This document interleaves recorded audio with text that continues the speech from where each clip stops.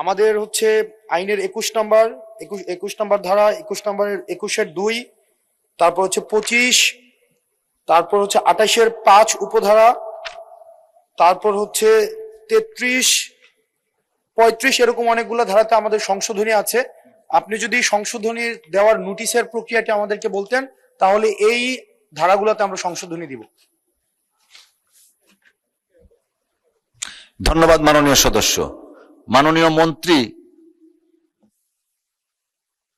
Speaker, মাননীয় speaker, আমি বলি। মাননীয় মন্ত্রী, আপনাকে ফ্লোর দেওয়া হয়েছে। জি না মাননীয় স্পিকার, ধন্যবাদ আপনাকে। মাননীয় সদস্য যে সমস্ত ধারাগুলোতে সংশোধনের কথা বলছেন, এখন বিধি মোতাবেক যেহেতু আপনি সবকিছু কন্ডোন করেছেন, তারটাও কন্ডোন করে মৌখিকভাবে উত্থাপনের অনুমতি দিতে পারেন, আমরা নোট করব এবং সেই প্রেক্ষিতে যদি কোনো সংশোধনী গ্রহণ করার থাকে তাহলে পরে আমরা সেটা গ্রহণ করব যদি সেটা যুক্তিযুক্ত হয়। এবং সেই সংশ্লিষ্ট ধারাগুলো সম্পর্কে যদি এখন নোটিশ উত্থাপন করতে হয়, সেটা আবার বিতরণ করতে হবে এবং বিতরণের পরে সেটা আবার উত্থাপন হবে, অনেক সময় প্রয়োজন।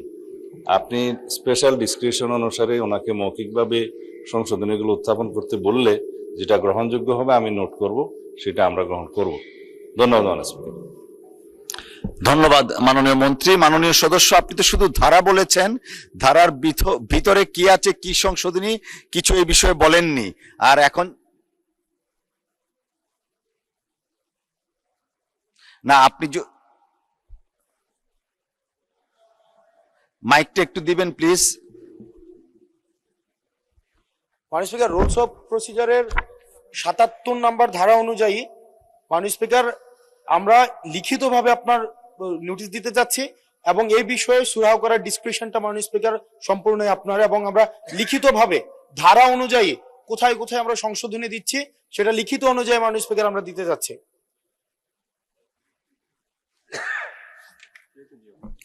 মাননীয় সদস্য, আমি আমার প্রারম্ভিক বক্তব্যেই বিধি 77 কন্ডন করেছি স্পেশাল পাওয়ারসে, তো সেটা তো আগেই আমরা কন্ডন করেছি। জি না মাননীয় মন্ত্রী, মাননীয় স্বরাষ্ট্রমন্ত্রী। মাননীয় স্পিকার, মাননীয় সদস্যের বক্তব্য সঠিক আছে, এটা ডেমোক্রেটিক রাইট।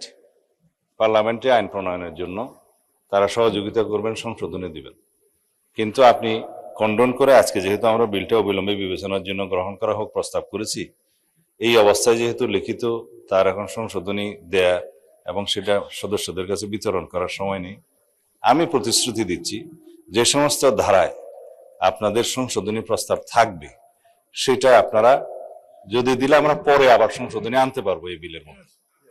যে সমস্ত ধারায় তাদের সংশোধনী থাকবে সেই সংশোধনী দিলে আমরা পরে এই সংশোধনীগুলো ইনক্লুড করতে পারবো। ধন্যবাদ মাননীয় স্পিকার। ধন্যবাদ মাননীয় মন্ত্রী। মহান সংসদে আপনি প্রতিশ্রুতি দিয়েছেন।